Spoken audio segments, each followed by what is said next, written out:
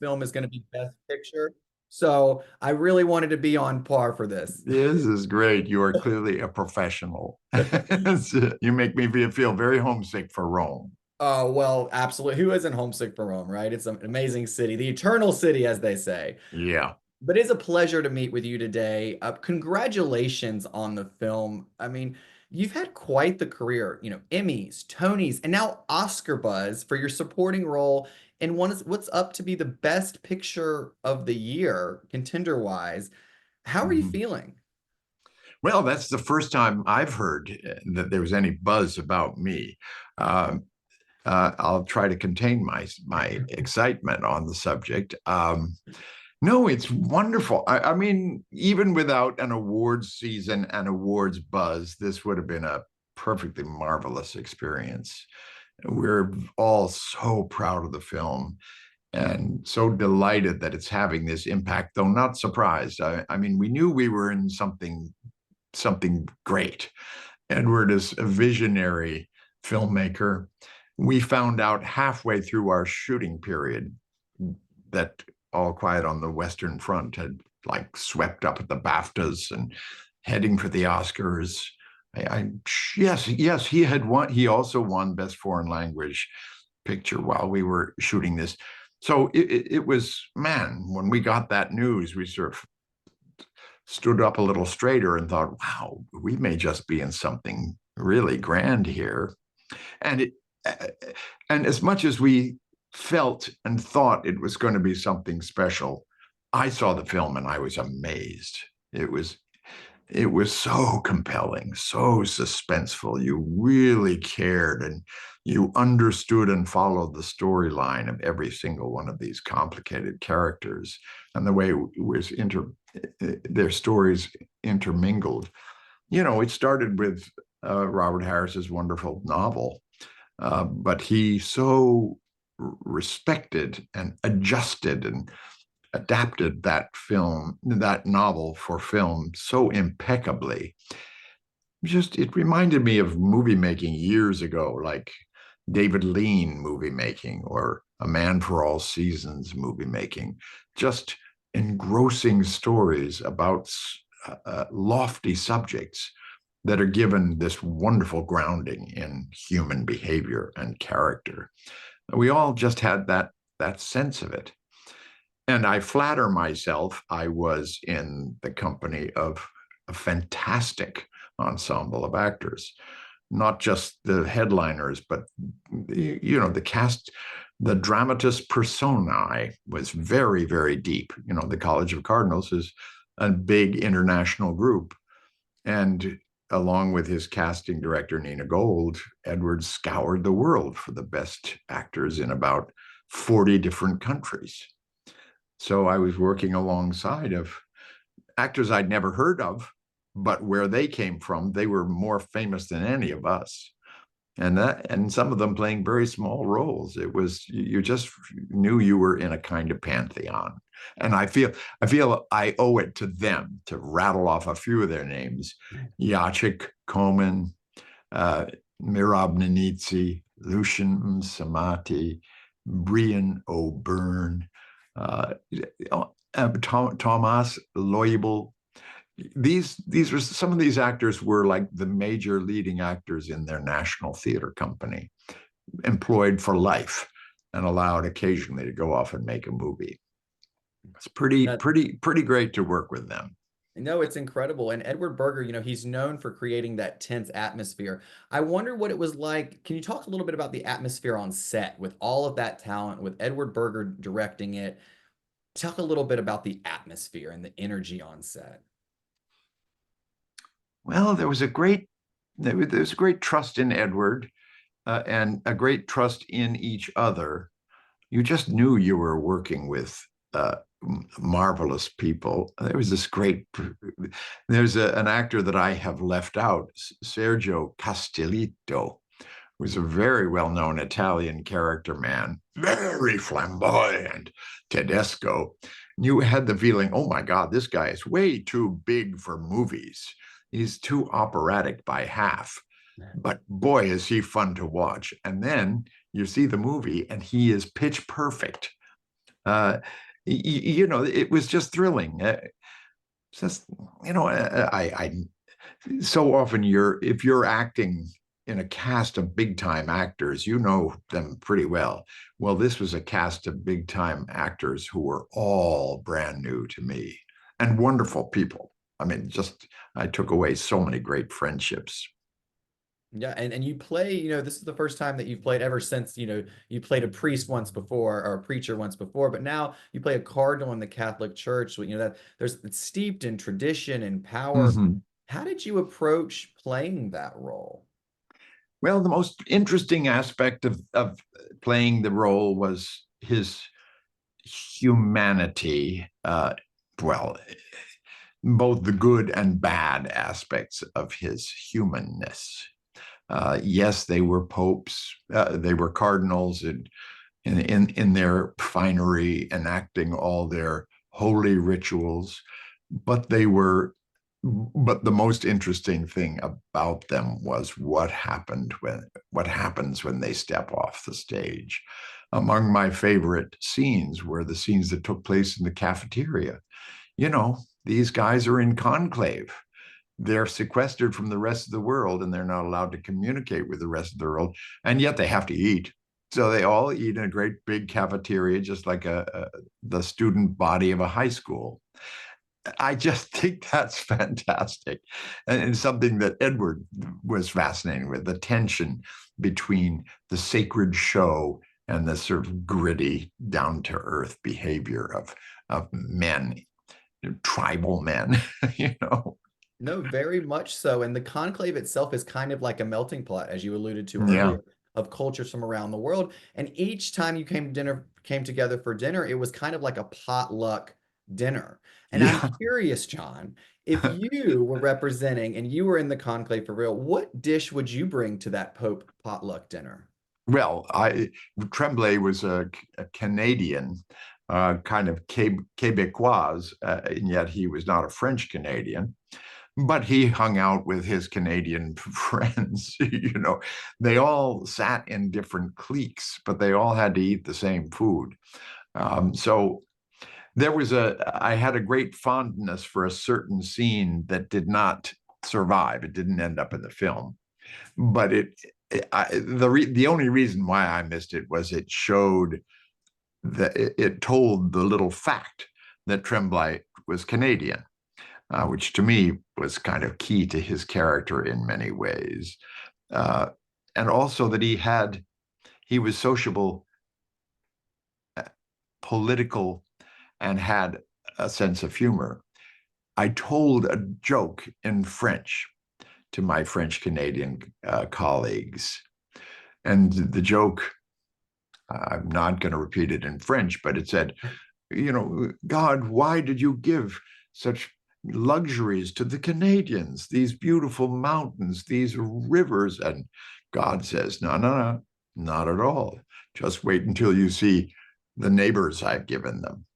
And they all roar with laughter at this anti-American joke. Aha, attendez de voir, les voisins. We all roared with laughter. I loved the fact that you saw Tremblay telling a joke. It showed how he was kind of like a Clinton-esque politician. He really knew how to charm people.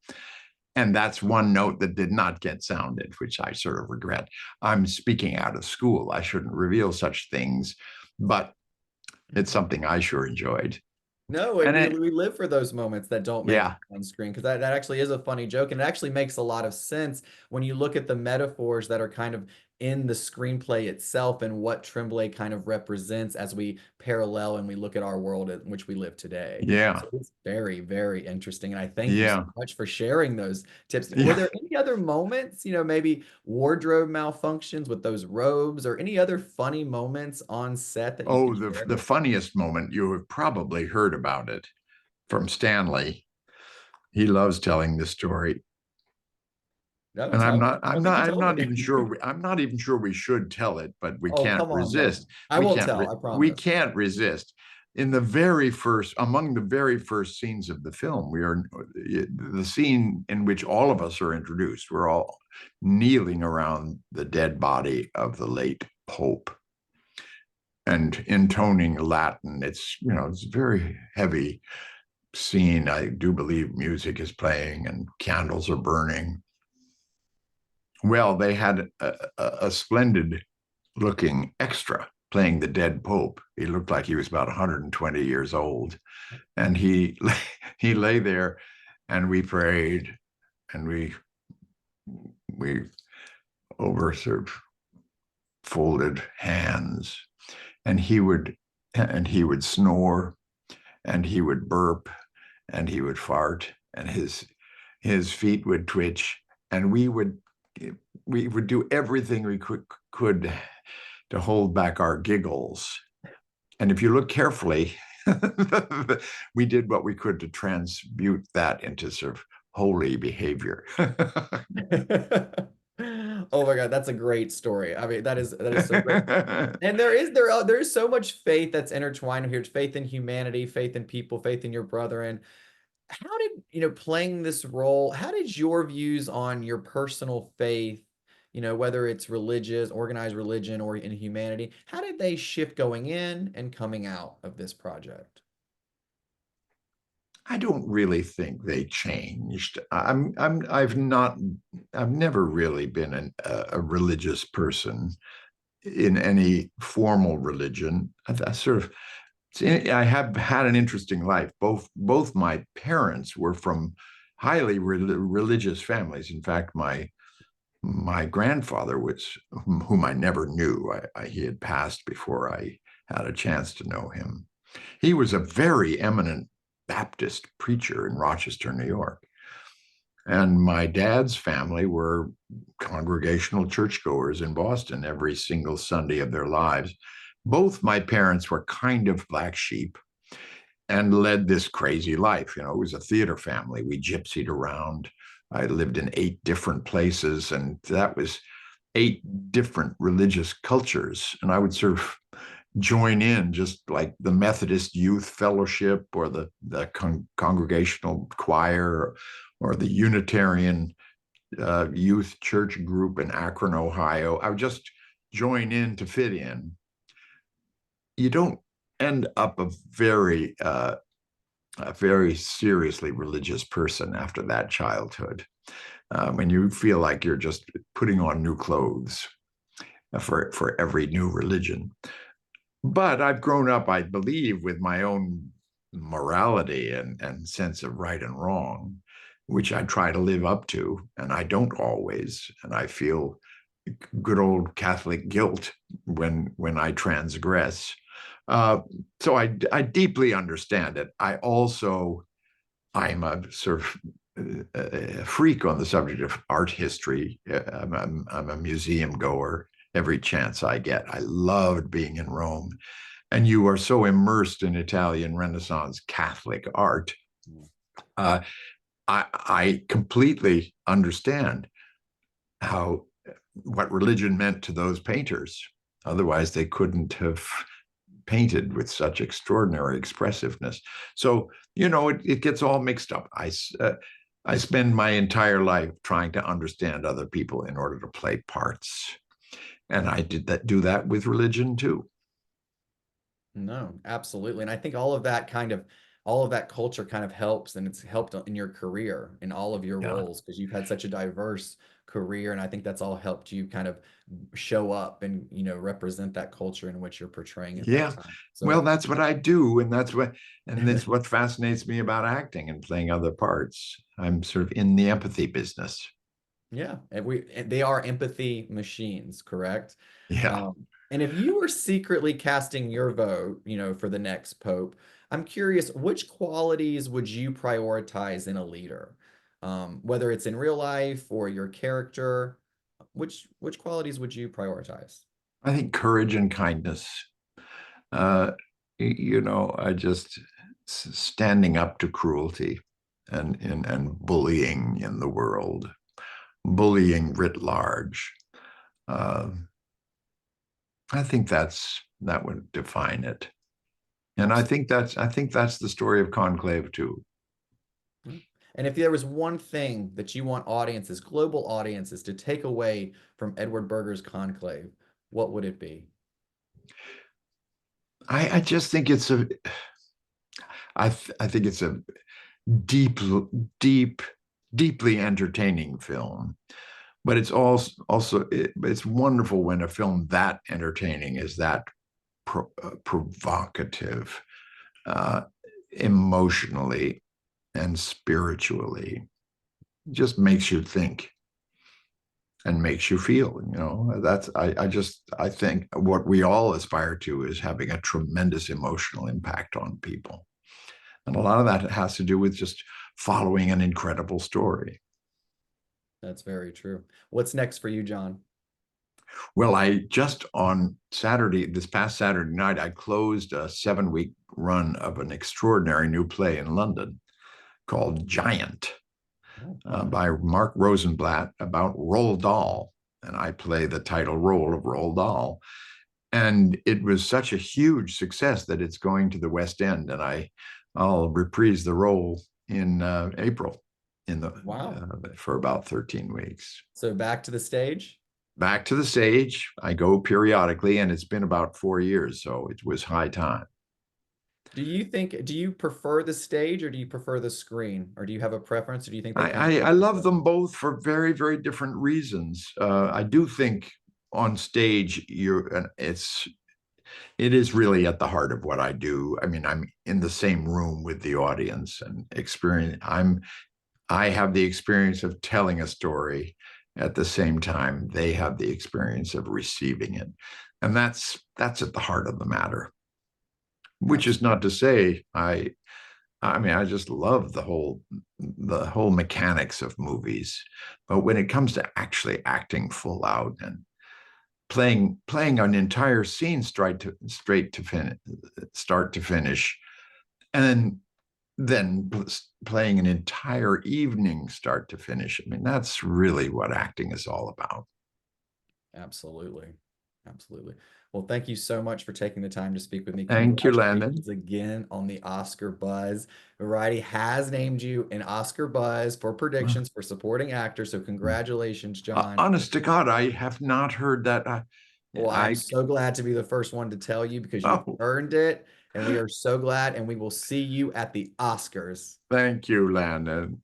Well, I'm sure the film is going to do great, so I would love to be there to represent it one way or the other. We sure hope you are. Thank you Thank so you. much for everything, John. Have a Of wonderful course, rest of your day. Landon. And nobody has had a better set design than you, I have to tell Oh, well, I will you. take that. I'm going to put that on my resume. I'm going to Okay. quote you on that, sir. Thank you. Thank you so much Bye again. bye.